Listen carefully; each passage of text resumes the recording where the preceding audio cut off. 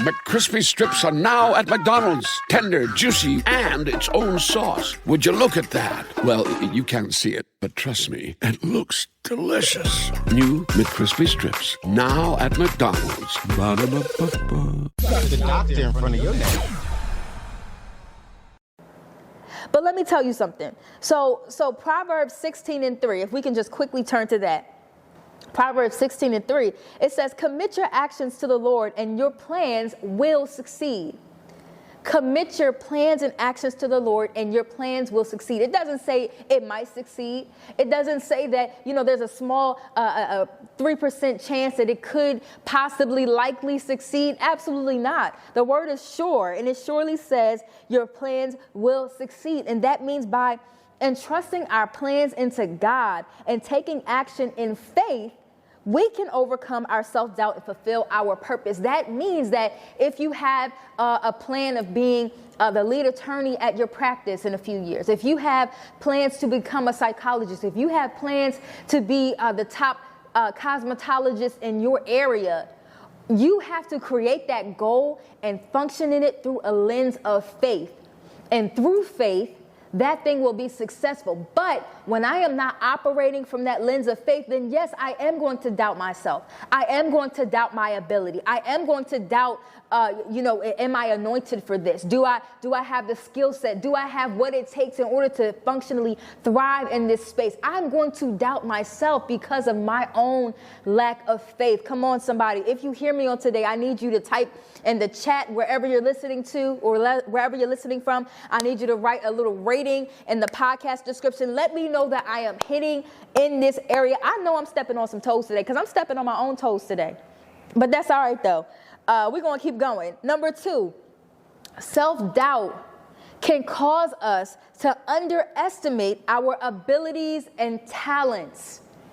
Self-doubt can cause us to underestimate our abilities and our talents. Y'all, I love this podcast because I feel as though I can be transparent with y'all. Like I literally can talk to like my followers, the subscribers. I feel like I can talk to y'all about anything. And you know what? A lot of y'all talk back to me and say, I've been going through the same thing, or I've experienced the same thing, or, asking questions about this, that, and the third. I can honestly say that when I received the email regarding the award and how, they wanted to provide this award to me, I doubted myself because I underestimated my ability and my talent. I underestimated myself. I felt as though because I did not have that much skin in the game, right? I know psychologists who've been doing this far more many years than I have. I don't got much skin in the game, to be honest with you. People might see, like what you might do on social media, what you might do in the media, what you might do in this place, that place. They see you doing this, they see you doing that, and they might feel like, oh, it seems like she's been doing this for years. When in actuality, what y'all is just seeing is favor. Like sis has not been doing this for a long time, but that's just how my God operates. But anyway, so when I received that award and that email, I'm like, yeah, nah, this ain't for me. Y'all got the wrong chick. Like this is not. Y'all sure y'all want to do this type energy? But I realized that I was underestimating the anointing that God had put on me. I was underestimating and for those of y'all who don't know what anointing is, it is the God-given power, the God-given authority to do something, to achieve something, to accomplish something with ease. Some people might be anointed for the entrepreneurial space. That's why they're able to thrive in it. Some people are anointed in the pastoral space. That's why they're able to pastor. Some people are anointed in the boardroom. Some people are anointed in the classrooms.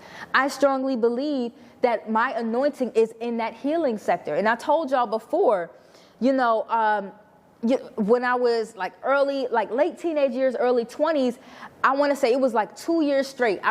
Any prophet that I ever encountered will always tell me, you got healing in your hands. You got healing in your hands. There's healing in your hands. While I do believe that the healing in my hands, yes, is for physical healing also, but I also believe it's for that mental health healing. I believe that I am anointed to do this. That's what sets me apart from, a clinician, from some other clinician. I strongly believe that I have the anointing to be able to break yokes and to break chains through the lens of psychology. That's just me. I believe that you have the anointing for the space that you're functioning in. I believe that, this person might have the anointing to function in this space. But when we start to doubt ourselves and doubt the anointing that God has bestowed on us, then we will experience that self-doubt that we're talking about. So I can honestly say I was in that place, y'all.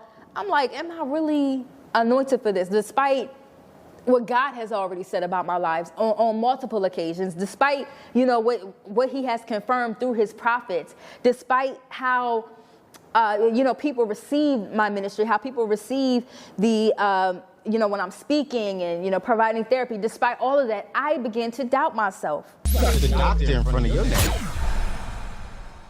McCrispy strips are now at McDonald's. Tender, juicy, and its own sauce. Would you look at that? Well, you can't see it, but trust me, it looks delicious. New McCrispy strips, now at McDonald's. Ba-da-ba-ba-ba.